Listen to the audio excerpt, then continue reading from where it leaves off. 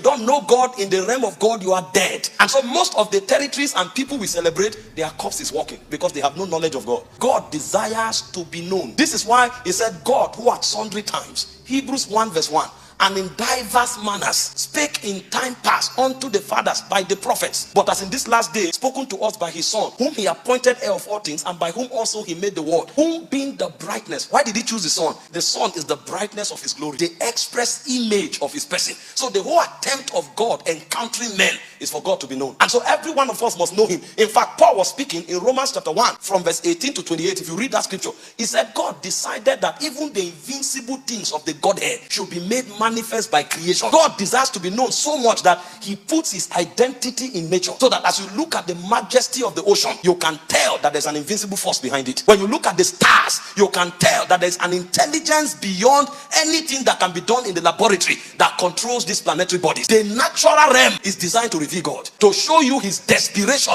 to be known. And so anywhere the knowledge of God is not a practice, the government of God is not there. Want to find out if the government of God is in your family? Then the knowledge of God must be practiced. But children must be taught the ways of God as children. You want to find out a nation where the government of God is preeminent, so we see the knowledge of God as a way of life. It's a practice. The indicators that government is there is that God is known. If God becomes obscured, his government is not there. And then God's desire number 3 is that his righteous character becomes the way of people. When people don't live according to the righteous character of God, his government is not in a place. When lying becomes the order of the day, when violation of laws becomes the order of the day, when immorality becomes the order of the day. We are in a world today where they teach sexual immorality as exercise, healthy way of living. What a godless generation. They tell people if you want to be healthy, they don't care if they are married or not. They don't care if God insists that this thing should only be done in marriage. As far as they're concerned, it can boost your hormones and your immune system. It's a good way of exercising. Really? Where is the God factor in this intelligence? You now know that although it's an intelligence, but it was orchestrated